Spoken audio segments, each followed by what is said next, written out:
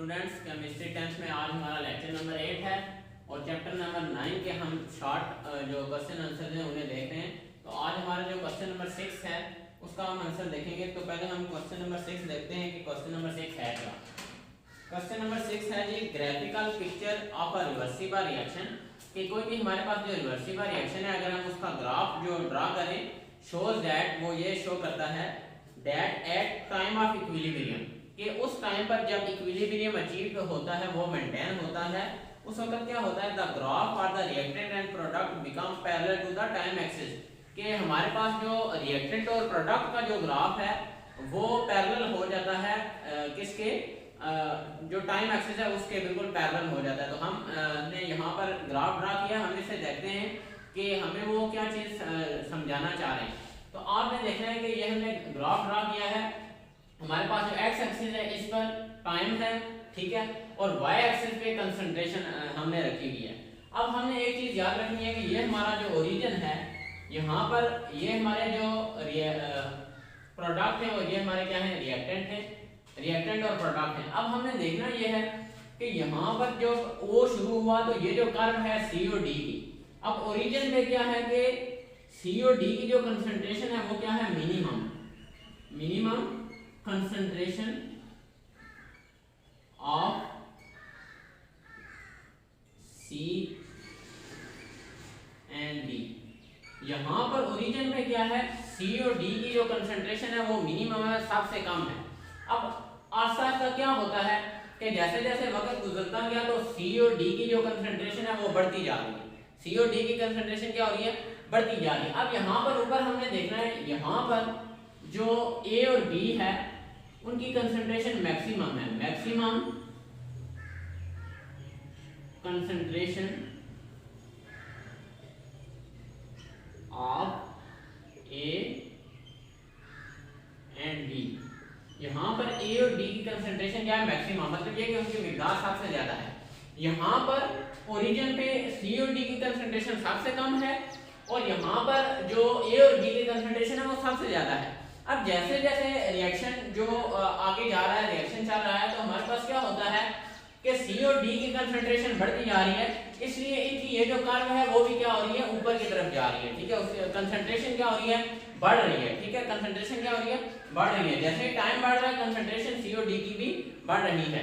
अब उसके साथ हमारे पास दूसरा काम क्या हो रहा है कि जैसे जैसे वक्त गुजर रहा है हमारे पास ए और बी की कंसंट्रेशन क्या हो रही है, कम हो रही है, क्योंकि इनकी कर्व क्या हो रही है, फॉल कर रही है, नीचे की तरफ गिरी है, इनकी कंसंट्रेशन क्या हो रही है, कम हो रही है। सी और डी की कंसंट्रेशन बढ़ रही है वक्त के साथ और ए और बी की कंसंट्रेशन क्या हो रही है, कम हो रही है।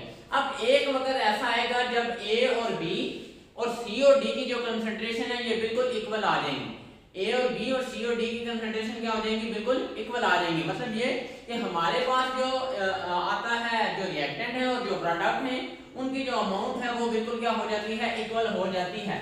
अब उस टाइम को हम कहते हैं टाइम ऑफ इक्विलिब्रियम, उस टाइम को हम क्या कहते हैं, टाइम ऑफ इक्विलिब्रियम, और उसे हम शो करते हैं किससे, TEQ से, किसे शो करते हैं, TEQ से। और ये हमारे पास स्टेज ऑफ इक्विलिब्रियम है। अब हमने देखना ये है कि हमारे पास क्वेश्चन ये पूछा गया है कि जब हमारे पास जो इक्विलिब्रियम का टाइम आता है उस वक्त क्या होता है कि जो हमारे पास कर्व होती है वो क्या हो जाती है, बिल्कुल पैरेलल आ जाती है टाइम वाले एक्सिस की। हमारे पास जो कर्व आ जाती है वो क्या आ जाती है, बिल्कुल पैरेलल आ जाती है टाइम वाले एक्सिस की। हमारे पास क्वेश्चन भी यही है, हमने ये बताना है कि जब टाइम ऑफ इक्विलिब्रियम आता है, मतलब ये कि जब इक्विलिब्रियम जो है अचीव हो जाता है, रिएक्टेंट और प्रोडक्ट की कंसंट्रेशन बिल्कुल सेम हो जाती है, तो हमने बताना ये है कि उस टाइम हमारे पास जो रिएक्टेंट और प्रोडक्ट की जो कर्व है वो बिल्कुल टाइम के पैरेलल आ जाती है। तो यहाँ पर देखें, ये हमारी स्टेज ऑफ इक्विलिब्रियम है, ये जो कर्व है वो ये वाली कर्व, ये क्या है, दोनों बिल्कुल टाइम एक्सिस के बिल्कुल पैरेलल आ चुकी हैं, ठीक है। ये हमारे पास दो पैरेलल लाइन होती हैं जो एक दूसरे के बिल्कुल मतवाजी होती हैं, ठीक है। अब क्या है, और ये एक दूसरे को कभी भी इंटरसेक्ट नहीं कर सकती, मतलब ये कि ये एक दूसरे में से गुजर नहीं सकती, ठीक है। अब इसी तरह हमारे पास ये जो ऊपर वाली और नीचे वाली कर्व है ये क्या है, टाइम के बिल्कुल पैरेलल आ चुकी हुई हैं। इसका मतलब ये है कि जब हमारे पास टाइम ऑफ इक्विलिब्रियम आता है, इक्विलिब्रियम किसी भी रिएक्शन में अचीव होता है, तो हमारे पास क्या होता है कि जो हमारे पास जो रिएक्टेंट है और जो प्रोडक्ट है उनकी कंसंट्रेशन क्या हो जाती है, इक्वल हो जाती है। रिएक्टेंट और प्रोडक्ट की जो कंसंट्रेशन है वो जब इक्वल होगी तो हमारे पास उस वक्त क्या होगा कि जो कर्व्स होती हैं रिएक्टेंट और प्रोडक्ट की वो बिल्कुल टाइम एक्सिस के पैरेलल आ जाती हैं। ये हमने इस क्वेश्चन में बताना था, जस्टिफाई करना था कि आया हमारी जो कर्व्स हैं वो टाइम एक्सिस के पैरेलल आती हैं या नहीं आती। तो मैंने आपको ग्राफ ड्रा करके बताया कि हमारी जो कर्व्स हैं वो क्या होती हैं, बिल्कुल टाइम एक्सिस के पैरेलल आ जाती हैं। यहाँ पर जब इक्विलिब्रियम अचीव हुआ है, शुरू में नहीं या जब रिएक्शन स्टार्ट हुआ उस वक्त नहीं, जब इक्विलिब्रियम अचीव हो चुका है उस वक्त हमारे पास जो रिएक्टेंट और प्रोडक्ट की कंसंट्रेशन है वो इक्वल हो चुकी है, हमारे पास कांस्टेंट हो चुकी है और हमारे पास इक्विलिब्रियम अचीव हो चुका हुआ है। उस वक्त हमारे पास जो रिएक्टेंट और प्रोडक्ट कर्व है वो टाइम एक्सिस के बिल्कुल पैरेलल आ चुकी है। ये हमारा क्वेश्चन था। अब उसके बाद हमारा जो अगला क्वेश्चन है वो उसे हम देखते हैं। क्वेश्चन नंबर जो 7 है उसमें क्या पूछा गया है।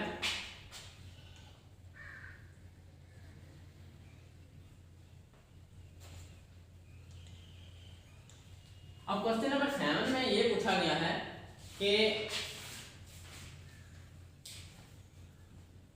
The coefficient of reversible balanced chemical equation become the power in the equilibrium constant expression justified. कि हमारे पास जो कोएफिशिएंट होते हैं, जो हमारे पास एक रिवर्सिबल रिएक्शन है उसका जो कोएफिशिएंट उसमें होते हैं, हमने बताना है कि जब हम जो इक्विलिब्रियम कांस्टेंट की एक्सप्रेशन लिखते हैं तो उस वक्त वो कोएफिशिएंट हमारे क्या बन जाते हैं, पावर्स बन जाते हैं।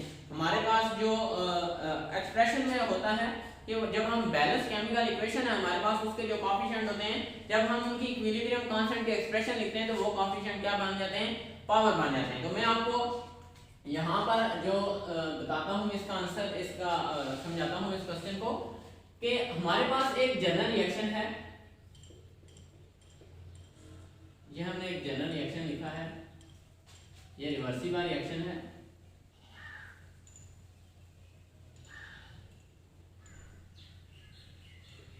ये हमने इसकी एक जनरल एक्सप्रेशन लिखी है जो इसकी बैलेंस केमिकल इक्वेशन है। अब हमने इसे क्या करना है, अब हम इसी इक्वेशन को लिखते हैं जो हमारे पास जो इसकी जो इक्विलिब्रियम कांस्टेंट की एक्सप्रेशन लिखते हैं। तो इक्विलिब्रियम कांस्टेंट की एक्सप्रेशन Kc, अब हमें पता है कि Kc इक्वल होता है प्रोडक्ट और रिएक्टेंट के। तो ये हमारे पास प्रोडक्ट है और ये हमारे पास क्या है, रिएक्टेंट है। अब हम लिखते हैं यहाँ पर प्रोडक्ट को, हमने बात ये याद रखनी है कि ये हमारे C और D क्या है, प्रोडक्ट हैं, और ये हमारे ये जो स्मॉल लेटर में C और D लिखे हुए हैं ये प्रोडक्ट के क्या है, कोएफिशिएंट हैं, इनके क्या है, कोएफिशिएंट हैं। अब हमने ये कहा है कि ये जो कोएफिशिएंट हैं, जब हम इक्विलिब्रियम कांस्टेंट Kc की एक्सप्रेशन लिखते हैं तो इन हमारे पास ये जो कोएफिशिएंट है इनको हम पावर की फॉर्म में लिखेंगे। तो ये जो स्मॉल c है ये भी कोएफिशिएंट है, इसे भी पावर की फॉर्म में लिखेंगे। ये जो स्मॉल d है इसे भी हम पावर की फॉर्म में लिखेंगे क्योंकि ये कोएफिशिएंट है। अब इसी तरह हमने नीचे लिखने हैं रिएक्टेंट। तो हमारे पास एक रिएक्टेंट है A और दूसरा रिएक्टेंट क्या है, B। अब हमने इनको लिखना है A और B को। अब हमने देखना ये है कि ये हमारे पास कोएफिशिएंट है A का, तो इसे भी हम पावर की फॉर्म में लिखेंगे। ये हमारे पास B का कोएफिशिएंट है, ये जो स्मॉल b है इसे भी पावर की फॉर्म में लिखेंगे। तो हमारे पास ये हमें बताना यह था कि हम कैसे लिखते हैं, जो हमारे पास किसी भी जो बैलेंस केमिकल कोई भी इक्वेशन है रिवर्सिबल रिएक्शन की, उसकी जब हम इक्विलिब्रियम कांस्टेंट की एक्सप्रेशन लिखते हैं तो उसके कोएफिशिएंट को हम क्या लिखते हैं, पावर की फॉर्म में लिखते हैं। तो ये हमारे पास एक जनरल इक्वेशन थी। अब मैं यहाँ पर एक रिएक्शन लिखता हूँ, उस रिएक्शन से मैं आपको बताता हूँ कि कैसे हमने इस इक्वेशन को लिखना है। अब हमारे पास जो रिएक्शन है वो है N2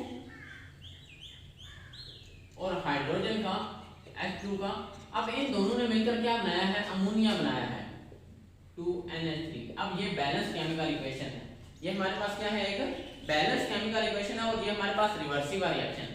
अब हमने इसको लिखना है, इसकी ये हमारे पास इक्वेशन है, इसकी हमने इक्विलिब्रियम कांस्टेंट की एक्सप्रेशन लिखनी है Kc की। अब हमें पता है Kc इक्वल होता है प्रोडक्ट ऑफ रिएक्टेंट को, ये हमारे पास प्रोडक्ट है NH3। अब हमने देखना है NH3 हमारा प्रोडक्ट है। अब हमारे पास जो प्रोडक्ट है उसका कोएफिशिएंट क्या है, 2। प्रोडक्ट का कोएफिशिएंट क्या है, 2 है, ठीक है। ये जो हमारे पास NH3 के साथ जो पीछे जो नंबर लिखा हुआ होता है ये हमारे पास क्या होता है, कोएफिशिएंट होता है, ठीक है। अब हमने देखना कोएफिशिएंट क्या है, 2 है, तो 2 को हम पावर की फॉर्म में लिखेंगे, ठीक है।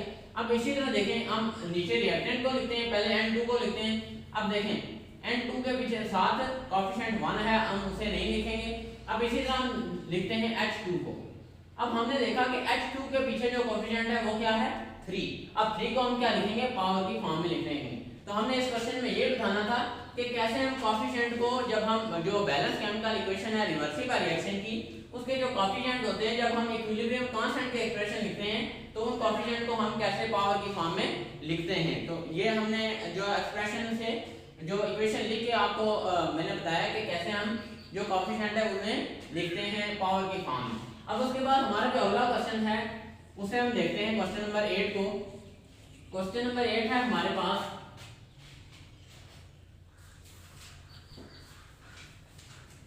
क्वेश्चन नंबर 8 है to calculate Kc which unit of concentration of reactant and product are chosen when substance are in solution state। कि हमारे पास जो कौन सी जो यूनिट है जब हम Kc की वैल्यू निकालते हैं तो हमारे पास कौन सी यूनिट इस्तेमाल होती है जो कंसंट्रेशन की रिएक्टेंट और प्रोडक्ट की जो कंसंट्रेशन है उनकी हमारे पास कौन सी यूनिट इस्तेमाल होती है जब वो सॉल्यूशन के स्टेट में होते हैं, जब वो महलूल सॉल्यूशन की जो है स्टेट में होते हैं। तो मैं आपको यहाँ पर बताता हूँ कि पहली बात तो ये है कि जब हम कंसंट्रेशन जो यूनिट है रिएक्टेंट और प्रोडक्ट की हमारे पास किसी भी इक्वेशन में वो क्या होती है मोल पर डीएम क्यूब। हमारे पास जो हम कंसंट्रेशन के लिए जो मिकदार के लिए जो हम यूनिट इस्तेमाल करते हैं रिएक्टेंट और प्रोडक्ट की वो हमारे पास क्या होती है मोल पर डीएम क्यूब होती है। इस क्वेश्चन का ये आंसर था। अब मैं यहाँ पर एक एक्सप्रेशन लिखता हूँ Kc की। अब हमारे पास एक इक्वेशन है जिसमें क्या हो रहा है कि PCl5 है जो ये हमने पहले भी पढ़ा था उसकी ब्रेकडाउन हो रही है PCl3 बन रहा है और प्लस Cl2 बन रहा है। अब हमें इसकी इक्विलिब्रियम कांस्टेंट की क्या लिखनी है एक्सप्रेशन लिखनी है। ये रिएक्टेंट हम ऊपर लिखते हैं PCl3 सॉरी ये प्रोडक्ट हम ऊपर लिखते हैं PCl3 और Cl2 और ये जो रिएक्टेंट है इसे हम नीचे लिखेंगे PCl5। अब हमने इनकी जगह इनकी यूनिट लिखनी है PCl3 की जगह लिखनी है मोल पर डीएम क्यूब। अब इसी तरह हमने क्या करना है जो Cl2 है इसकी जगह पे क्या लिखना है मोल पर डीएम क्यूब लिखना है। इसकी जगह भी हमने क्या लिखना है मोल पर डीएम क्यूब लिखना है। अब उसके बाद हमने ये देखना है कि हमारे पास जो PCl5 है इसकी जगह भी हमने मोल पर डीएम क्यूब लिखना है। ये हमने लिखा ये हम Kc की जो अब ये और ये कैंसिल हो गए तो हमारे पास जो यूनिट बची है वो क्या है मोल पर डीएम क्यूब। अब ये यूनिट हम इस्तेमाल करते हैं। जरूरी नहीं है कि ये यूनिट हमें जब हम हर दफा जब Kc की हम जो एक्सप्रेशन है वो फाइंड करें एक्सप्रेशन के बाद जो यूनिट है वो फाइंड करें तो यही हमें आए। कई दफा ऐसे होता है Kc की कोई भी यूनिट नहीं होती लेकिन हम जो प्रोडक्ट और रिएक्टेंट की जो कंसंट्रेशन है उसके भी जो हम यूनिट इस्तेमाल करते हैं वो यूनिट क्या होती है मोल पर डीएम क्यूब जो इसका आंसर है। अब उसके बाद हमारा आगे हमारे पास है क्वेश्चन नंबर 9। अब हम देखते हैं क्वेश्चन नंबर 9 में हमसे क्या चीज पूछी गई है। तो क्वेश्चन नंबर 9 ये है कि the value of equilibrium constant under given condition कि जब हमारे पास कोई भी कंडीशन दी गई हो मतलब ये कि टेंपरेचर हमें दिया गया हो तो हमारे पास उस वक्त जो Kc की जो वैल्यू होती है इक्विलिब्रियम कांस्टेंट की is independent of initial concentration. वो क्या होती है इंडिपेंडेंट होती है मतलब ये कि वो डिपेंड नहीं करती वो आज़ाद होती है इनिशियल कंसंट्रेशन की। मतलब जब रिएक्शन स्टार्ट हुआ जो रिएक्टेंट की जो कंसंट्रेशन है उसकी वो इंडिपेंडेंट होती है। अब हमें एक चीज पता है कि जो Kc की वैल्यू है Kc value is always specific. वो हमेशा क्या होती है स्पेसिफिक होती है। मतलब ये कि वो चेंज नहीं होती जब तक कंडीशन चेंज ना हो Kc की वैल्यू चेंज नहीं होती। मतलब ये कि जब हमारे पास कोई खास पार्टिकुलर टेंपरेचर है उस वक्त Kc की हमारे पास जो वैल्यू है वो चेंज नहीं होती। और दूसरी बात ये कि ये डिपेंड नहीं करती इनिशियल कंसंट्रेशन पे रिएक्टेंट और प्रोडक्ट के इनिशियल कंसंट्रेशन पे। Not it doesn't depend upon initial concentration of reactants and products। अब ये रिएक्टेंट और प्रोडक्ट की जो इनिशियल कंसंट्रेशन है जब रिएक्शन स्टार्ट हुआ उस पर डिपेंड नहीं करती। हमारे पास जो Kc की वैल्यू है ये इनिशियल कंसंट्रेशन पर डिपेंड नहीं करती। उसकी वजह क्या है उसकी वजह ये है कि हमारे पास जब इक्विलिब्रियम जब स्टेज जो है वो अचीव हो जाती है, जब रिएक्शन इक्विलिब्रियम स्टेट पे पहुंच जाता है, तो उस वक्त क्या होता है, हमारे पास जो रिएक्टेंट होते हैं और जो प्रोडक्ट होते हैं, रिएक्टेंट प्लस प्रोडक्ट, इनकी जो हमारे पास कंसंट्रेशन होती है वो क्या हो जाती है, कांस्टेंट। रिएक्टेंट और प्रोडक्ट की जो कंसंट्रेशन है वो क्या हो जाती है, कांस्टेंट हो जाती है। इसका मतलब ये है कि हमारे पास इक्विलिब्रियम अचीव करने के लिए हमें इनिशियल कंसंट्रेशन जो भी हो हमारे पास, कम हो या ज्यादा हो, रिएक्टेंट की कोई भी कंसंट्रेशन हो या प्रोडक्ट की कोई भी कंसंट्रेशन हो, वो हमारे इक्विलिब्रियम को इफेक्ट नहीं करती, हमारी जो इक्विलिब्रियम स्टेज है उसे वो इफेक्ट नहीं करती। और ये जो केस है, जो इक्विलिब्रियम कांस्टेंट है, ये हमारा डिपेंड भी नहीं करता कि रिएक्टेंट की इनिशियल कंसंट्रेशन क्या थी जब रिएक्शन स्टार्ट हुआ, उसकी कंसंट्रेशन क्या थी और प्रोडक्ट की कंसंट्रेशन क्या थी। उसकी वजह यह है कि जब इक्विलिब्रियम अचीव होता है, हमें ये पता है कि रिएक्टेंट और प्रोडक्ट की उस वक्त जो कंसंट्रेशन है वो क्या होगी, कांस्टेंट होगी। उस वक्त कांस्टेंट होना जरूरी है इक्विलिब्रियम स्टेज को अचीव करने के लिए। अब उसके बाद जो हमारा अगला क्वेश्चन है वो ये है कि हमारे पास एक एक्सप्रेशन दी गई है, एक इक्वेशन दी गई है हाइड्रोजन आयोडाइड की, हमने बताना है उसकी यूनिट कि उस जो हमारे पास रिएक्शन है उसके लिए जो रिवर्सिबल रिएक्शन है उसके लिए क्या यूनिट आता है। अब क्वेश्चन मैं आपको पढ़ के बताता हूं। पहले there are no units of Kc for the reaction, हमारे पास एक रिएक्शन दिया गया है, उसके लिए हमने कहा है कि कोई यूनिट नहीं है Kc की। H2 प्लस I2, हाइड्रोजन और आयोडीन ये मिलकर क्या बनाती हैं, हाइड्रोजन आयोडाइड। हाइड्रोजन आयोडाइड दोनों मिलकर हाइड्रोजन आयोडाइड बना रही है एक गैस। अब हमने बताना ये है कि इस रिएक्शन के लिए ये जो इक्वेशन है, जब इसके लिए हम इक्विलिब्रियम कांस्टेंट की एक्सप्रेशन लिखते हैं, Kc की जो एक्सप्रेशन लिखते हैं, इसके लिए कोई भी यूनिट नहीं होता। इसकी क्या वजह है, तो हम क्या करते हैं कि इसकी जो फाइंड करते हैं इनकी यूनिट, तो फिर हमें पता चलेगा कि इसकी कोई भी यूनिट क्यों नहीं होती। तो हम पहले इसकी एक्सप्रेशन लिख लेते हैं Kc की। अब हमें पता है Kc की जब हम एक्सप्रेशन लिखते हैं तो हमारे पास जो प्रोडक्ट है वो ऊपर आता है और रिएक्टेंट नीचे आते हैं। जो अब हम पहले लिखते हैं प्रोडक्ट HI।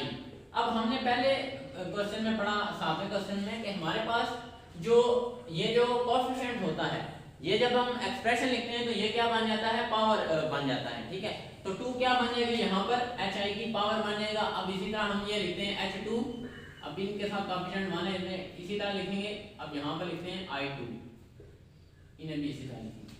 अब हमने क्या लिखना है, हर स्पीशी के लिए, ये अलग स्पीशी है, ये अलग स्पीशी है, ये अलग स्पीशी है, इनके लिए अलग अलग हम यूनिट लिखेंगे। और हमें पता है कि यूनिट क्या है कंसंट्रेशन का, मोल पर डीएम क्यूब। अब यहाँ पर स्केयर है तो ये साथ स्केयर लिखेंगे, यहाँ पर H2 है तो मोल पर डीएम क्यूब, और यहाँ पर I2 इसके लिए भी क्या लिखेंगे, मोल पर डीएम क्यूब। अब हमने क्या करना है कि हमारे पास जो Kc है ये मोल पर डीएम क्यूब का स्केयर है, तो हम इसे 2 दफा लिख लेते हैं, मोल पर डीएम क्यूब, और यहाँ पर भी लिख लेते हैं मोल पर डीएम क्यूब। क्योंकि ये स्केयर था इसलिए मैंने 2 दफा लिखा। अब हम दोबारा क्या करते हैं, इन्हें लिखते हैं यहाँ पर मोल पर डीएम क्यूब, ये H2 का यूनिट है कंसंट्रेशन का, और यहाँ पर I2 का हम लिखते हैं मोल पर डीएम क्यूब।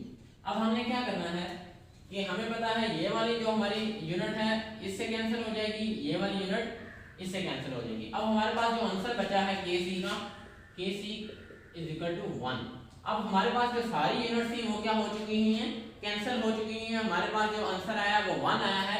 इसका मतलब ये है कि ये जो हमारे पास इक्वेशन है, इस इक्वेशन के लिए हमारे पास कोई भी Kc का कोई भी यूनिट नहीं आता, क्योंकि हमारे पास जो सारे यूनिट्स थे वो क्या हो चुके हुए हैं, कैंसिल हो चुके हैं। तो बच्चों ये हमारा आज का लेक्चर था जिसमें हमने जो चैप्टर नंबर 9 है इसके क्वेश्चन पढ़े। अब मैं आपको बताता हूँ कि इसके जो बोर्ड के पॉइंट ऑफ व्यू से जो इम्पोर्टेंट क्वेश्चन हैं वो कौन से हैं। तो पहला क्वेश्चन इम्पोर्टेंट है, दूसरा भी इम्पोर्टेंट है, तीसरा भी, और चौथा पांचवा। पहले 5 क्वेश्चन बहुत इंपॉर्टेंट हैं बोर्ड के पेपर के लिहाज से, और उसके बाद हमारे पास जो 10वां क्वेश्चन है जो अभी हमने पढ़ा, ये क्वेश्चन भी बहुत इंपॉर्टेंट है बोर्ड पैटर्न के लिहाज से। तो उम्मीद है इंशाल्लाह आपको इस लेक्चर की समझ आ गई होगी। आज का ये हमारा लेक्चर कंप्लीट हुआ, तो अगले लेक्चर में हम इंशाल्लाह अगला चैप्टर शुरू करेंगे। तो तब तक के लिए इजाजत दीजिए, अल्लाह हाफ़िज़।